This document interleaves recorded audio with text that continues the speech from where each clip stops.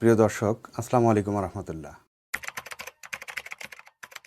জাকাত সম্পর্কে একটু আলোচনা করার চেষ্টা করব। আমরা প্রথমে জানব জাকাত কি বা জাকাত কাকে বলে। জাকাতের আবিধানিক অর্থ হচ্ছে পবিত্রতা, পরিশুদ্ধতা এবং বৃদ্ধি পাওয়া, যা প্রদান করলে সম্পদের বৃদ্ধি ঘটে ও সম্পদের পরিশুদ্ধতা ঘটে, তাকে জাকাত বলে।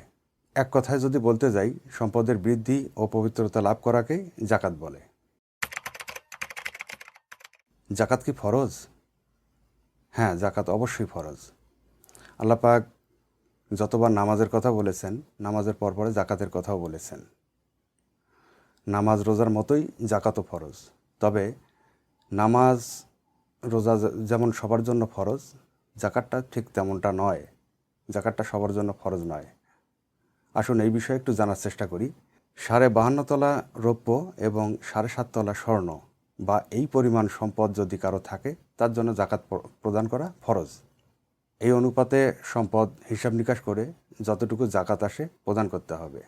জাকাত শুধু সম্পদের উপরে না, জাকাত ফসলেরও আছে, যেটাকে ওসর বলি আমরা। ওসর শব্দের অর্থ আমরা সকলেই জানি না, অনেকেই জানি না যে ওসর কাকে বলে বা ওসর জিনিসটা কি। ওসরটা হচ্ছে আপনার ফসলের জাকাত। এই ফসলের জাকাতটা আবার দুইভাবে হয়। যেই ফসলটা আমরা ফ্রি ফ্রি পাই, অর্থাৎ বৃষ্টির পানি সেচ দিতে হয় না, বৃষ্টির পানিতে পাই, বা তেমন সার দিতে হয় না, তেমন পরিশ্রম হয় না, এই ফসলটাকে আমরা ফ্রি পাই বলা চলে। আর এই ফসলটার জাকাত দিতে হবে প্রতি 10 মণে 1 মণ। আর যেই ফসলটা ফলাই আমরা সেচের পানি, সার দিতে হয়, পরিশ্রম করতে হয়, এই ফসলটা হচ্ছে প্রতি 20 মণে 1 মণ। এবারে আসেন গবাদি পশু। গবাদি পশুরও জাকাত আছে, অর্থাৎ 40টা ছাগল সমান একটা ছাগল জাকাত প্রদান করতে হবে, আর 30টা গরু সমান একটা গরু প্রদান করতে হবে। এইভাবে প্রত্যেকটা জিনিস হিসাব নিকাশ করে জাকাত প্রদান করতে হবে। জাকাত কি আত্মীয়দের দেয়া যায়? আল্লাহ পাক জাকাত প্রদানের কিছু খাত বলে দিয়েছেন।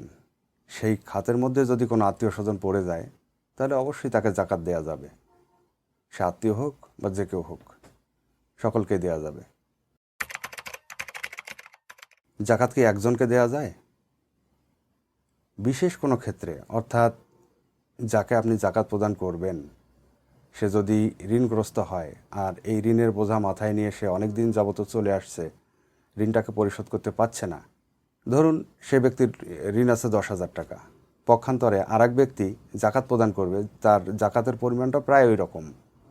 সেই ক্ষেত্রে ওই ব্যক্তি এমনটা করতে পারে, জাকাতটা কয়েকজনকে না দিয়ে একজনকে দিতে পারে, যাতে করে ওই ব্যক্তির ঋণটা পরিশোধ হয়। এভাবে জাকাত দেওয়া যেতে পারে। জাকাত কাকে দেব? যেখানে সেখানে জাকাত দেয়া যাবে না, যাকে তাকে জাকাত দেয়া যাবে না। জাকাত দেওয়ার জন্য আল্লাহ পাক কিছু খাত বলে দিয়েছেন, সেই খাতগুলোতে জাকাত দিতে হবে।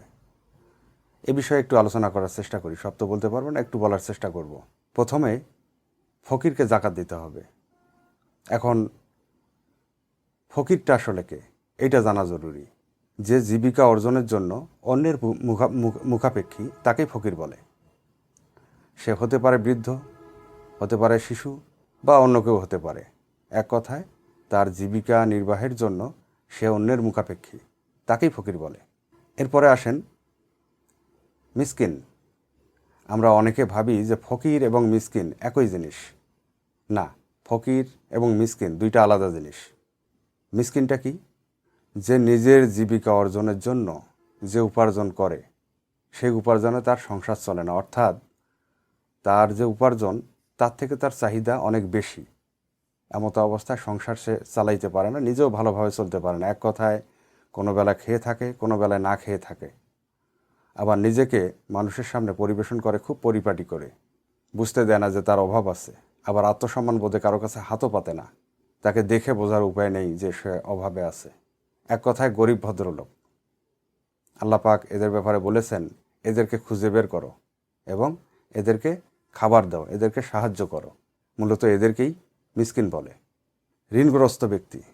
ঋণগ্রস্ত ব্যক্তিকে জাকাত প্রদান করা যাবে, অর্থাৎ সে তো ঋণ পরিশোধ করতে পারছে না, অবশ্যই সে হতদরিদ্রের মধ্যে পড়ে যাচ্ছে। যদি তার সামর্থ্য থাকতো, সে তো অবশ্যই ঋণকে পরিশোধ করতে পারত। সে যেহেতু ঋণ পরিশোধ করতে পারছে না, তাকে জাকাতের অর্থ প্রদান করা যাবে। এরপর পথিক বা মুসাফির, সে মূলত বড়লোক, বাড়িতে অনেক কিছু আছে, কোনো কাজে বাইরে দূরে কোথাও এসে তার সব কিছু হারাই ফেলছে বা ছিনতাইকারী নিয়েছে বা যে কোনো একটা দুর্ঘটনায় পড়ে তার কাছে ওই মুহূর্তে কোনো কিছু নেই, সে নিঃস্ব। ওই মুহূর্তে তাকে জাকাতের অর্থ প্রদান করা যাবে। এরপর মনতুষ্টির জন্য জাকাত প্রদান করা যাবে।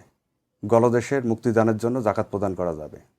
এক কথায় আল্লাহ পাক যে খাতগুলোন বলে দিয়েছে, এই খাতগুলোন দেখে দেখে জাকাত প্রদান করতে হবে, যেখানে সেখানে জাকাত দেয়া যাবে না। জাকাত না দেওয়ার শাস্তি। হ্যাঁ, এমনটা আমরা ভাবতে পারি, যদি আমি জাকাত না দেই তাহলে কি হবে। আল্লাহ পাক বলেছেন, যারা নাকি স্বর্ণ এবং রৌপ্যকে সঞ্চয় করে, তা আল্লাহর পথে খরচ করে না, তাদেরকে কঠিন পীড়াদায়ক শাস্তির সুসংবাদ দাও। আচ্ছা, এখানে একটা কথা, শাস্তির কি সুসংবাদ হয়? এখানে মূলত শাস্তির সুসংবাদের কথা বলা হয়েছে। শাস্তিটা কতটা ভয়াবহ হবে, কতটা তীব্র হবে, এটাকে বোঝানোর জন্য এভাবে বলা হয়েছে যে কঠিন পীড়াদায়ক শাস্তির সুসংবাদ দাও। এবং কাল কিয়ামতের দিন জাহান্নামের আগুন দিয়ে ওই সম্পদকে গলিয়ে সারা গায়ে লেপে দেওয়া হবে। ফেরেশতারা অনবরত বলতে থাকবে, এই নাও তোমার সম্পদ, এই নাও তোমার গচ্ছিত সম্পদ। আল্লাহ পাক আমাদেরকে মাফ করুন, আমিন। আপনারা যারা জাকাত প্রদান করবেন, অবশ্যই ভালো কোনো ইসলামিক চিন্তাবিদ, মুহাদ্দিস, মুফতি বা মাওলানা, এনাদের কাছে শরণাপন্ন হয়ে জাকাত প্রদান করবেন, যাতে করে জাকাতের হক আদায় হয় সুন্দরভাবে। দর্শক, আপনাদের মতামত, পরামর্শ কমেন্টসে জানাবেন। আপনারা যারা আমার ভিডিওটাকে দেখছেন কিন্তু চ্যানেলটিকে এখনও সাবস্ক্রাইব করেননি, দয়া করে চ্যানেলটিকে সাবস্ক্রাইব করবেন, পাশে থাকা বেল আইকনটাকে চেপে অল করে দিবেন, যাতে করে আমার নতুন ভিডিওগুলো খুব সহজে আপনারা পেয়ে যান।